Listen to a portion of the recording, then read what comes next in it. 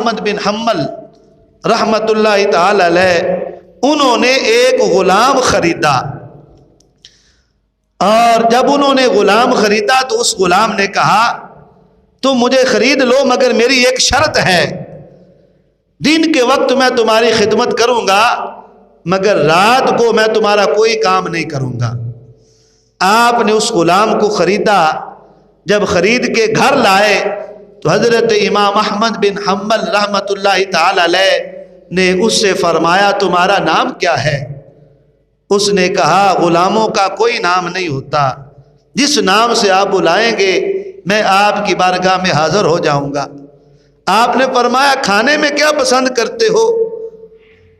اس نے کہا غلاموں کے کوئی چاہت نہیں ہوتی، جو آپ کھلاؤ گے میں کھا لوں گا۔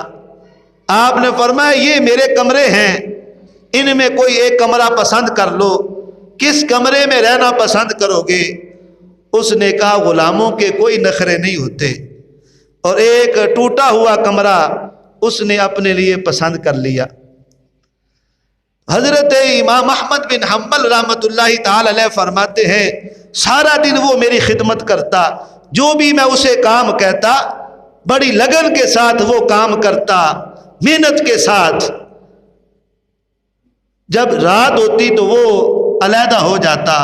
حضرت امام احمد بن حنبل رحمۃ اللہ تعالی علیہ فرماتے ہیں ایک رات میں تہجد کے وقت اٹھا تو وہ غلام اپنے کمرے میں رو رہا تھا اور چیخ و پکار کے ساتھ یہ اللہ کی بارگاہ میں عرض کر رہا تھا اے اللہ میری توبہ مجھے معاف کر دے، میں دن کے وقت صرف 5 تیری نمازیں ہی پڑھتا ہوں اور کوئی عبادت نہیں کر سکتا، میں مجبور ہوں، مگر ساری رات تیری عبادت کرتا ہوں، جو دن کے وقت ناغہ ہو جاتا ہے تجھے یاد نہیں کرتا، صرف 5 نمازیں پڑھتا ہوں، اس کی مجھے معافی دے دے۔ اور چیخ رہا ہے، رو رہا ہے۔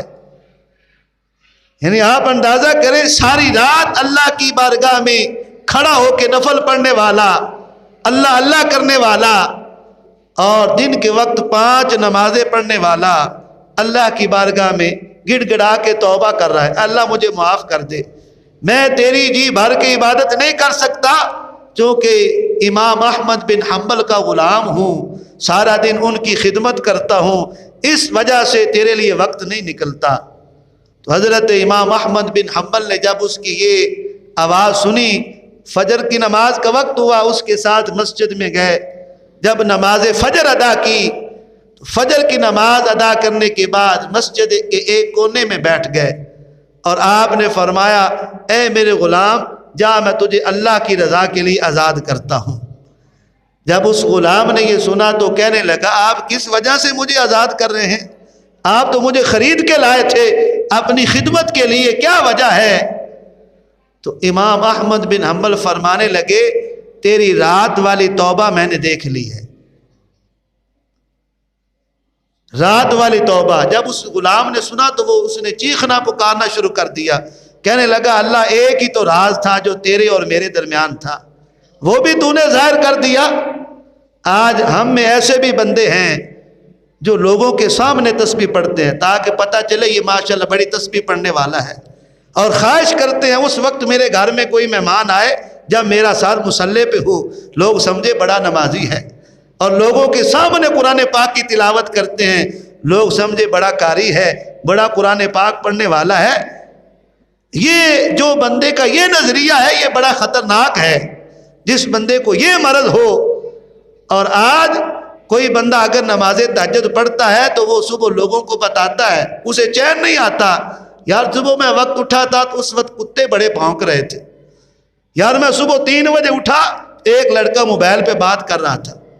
یعنی مقصد اس کا یہ ہوتا ہے میں بتاؤں میں تہجد گزار ہوں، میں بڑا نیکوکار ہوں۔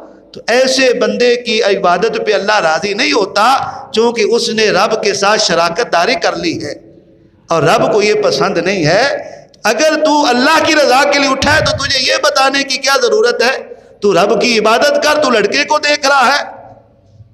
تو بعض لوگوں کو یہ بڑی خواہش ہوتی ہے اپنا آپ ظاہر کرنے کی، میں تہجد گزار ہوں، میں اتنی روز جو ہے وہ نوافل پڑھتا ہوں، تو جب اس غلام نے یہ سنا، امام احمد بن حنبل فرمانے لگے تیری توبہ میں نے دیکھ لی ہے۔ اس نے رونا شروع کر دیا، اے اللہ ایک ہی تو تیرا اور میرا راز تھا، وہ بھی تو نے ظاہر کر دیا اپنے بندے پہ۔ اے اللہ اب مجھے اپنی بارگاہ میں بلا لے، اب مجھے اٹھا لے، اب میں دنیا میں نہیں رہنا چاہتا۔ امام احمد بن حنبل فرماتے ہیں اس کی چیخ نکلی اور اس غلام کی روح پرواز کر گئی۔ یہ توبہ ہے جو